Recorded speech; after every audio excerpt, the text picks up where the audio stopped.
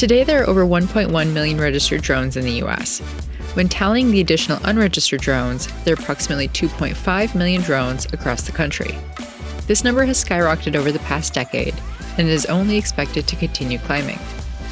The democratization of drones has created unprecedented opportunities for individuals and industry. These opportunities span the full qualitative range of positive to negative. Drones can variably be used in ways that are enhancing or helpful, or conversely, may be threatening or even harmful. As the drones themselves are not wholly autonomous, their actions are decided by and carried out by the user, or the drone operator. The proliferation of drones has inherently produced an influx of drone operators. These operators can and do take on a range of characteristics. Drone operators can be commonly labeled and characterized based on their intentions and behaviors. A review of these labels and characterizations produces a holistic picture of drones as both a poison and a cure. There are essentially 6 different types of drone operators, one of which is clearly on the cure side of things, 2 of which are pretty blatantly on the poison side, and the remaining 3 fall somewhere in between. We're going to spend a little time reviewing these categories. Compliant. This is clearly going to be the most closely representative of the cure aspect of drones. Overall, most drone operators are continuing to be compliant pilots. To fall into this category, the drone operators will have completed the proper training, registered their drone with Civil Aviation Authority or the CAA, fulfilled educational requirements about airspace restrictions, and have the appropriate licensing dependent upon the type of drone that they're flying. Now, these operators tend to be drone professionals or serious hobbyists or enthusiasts who understand the risks associated with flying in an environment shared with critical infrastructure and other aircraft. Okay, so with our one blatant cure label covered, we'll move on to the more ambiguous labels, being the careless, the clueless, and the uninhibited.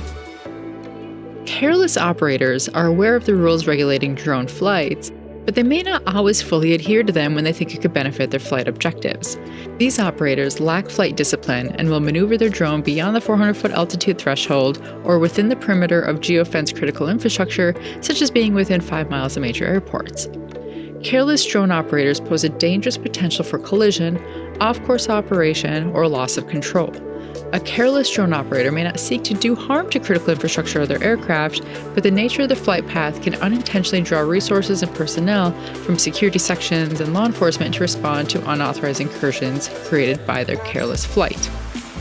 Okay, so moving on to clueless. The clueless drone operator poses a higher level of risk than the careless operator to infrastructure, other aircraft, and personnel. This type of operator has no idea that there are drone restrictions and mandates in place designed to organize the airspace and maintain safety. Due to the high capability of drone technology and the autonomy of systems such as obstacle avoidance, a clueless operator with no training can purchase a professional-grade drone and fly it within minutes of unpackaging the box. With no idea that there are restrictions in place, the clueless operator could potentially fly a drone inside a perimeter, airport, or stadium, causing alarm to staff and potential danger to infrastructure assets and sensitive facilities as well as the personnel in the area. Now, the uninhibited drone operator is seeking a thrill by employing the drone in an unsafe manner or in ways that are inconsistent with the existing rules. This type of operator may fly the drone at unsafe altitudes and in spaces that are restricted areas. Each month, the U.S. Federal Aviation Authority, or the FAA, receives well over 100 reports of UAS, or drone, incursions over airports that are near aircraft, near stadiums, and near other critical infrastructures. Based off these incident reports, a significant portion of these flights are occurring thousands of feet above ground level, are flown by uninhibited operators, and are observed by pilots of civilian aircraft. Now we'll briefly cover the 2 types of operators that are more blatantly going to favor the poison side of drone activity. First being the criminal. The criminal drone operator is someone who has previous experience flying drones and recognizes the capability of the platform and performance parameters to accomplish a specific mission. The criminal drone operator can leverage the payload capacity to drop specific equipment, use the drone as a decoy to draw security personnel away from an area, use the drone to identify response forces, or conceal the registration of the drone to avoid detection. Among other uses, commercial off-the-shelf quadcopters are being employed to transport and drop contraband into prison yards, among other things. Criminals operating drones have shown that common perimeter defenses surrounding infrastructure sites can be defeated by affordable hobby drones, clearly demonstrating the expanded risk posed by drones.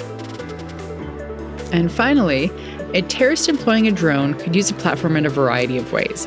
A high-profile attack may weaponize the drone by crushing the platform and leveraging its kinetic force or speed, or potentially incorporating a weaponized payload to achieve a higher degree of destruction.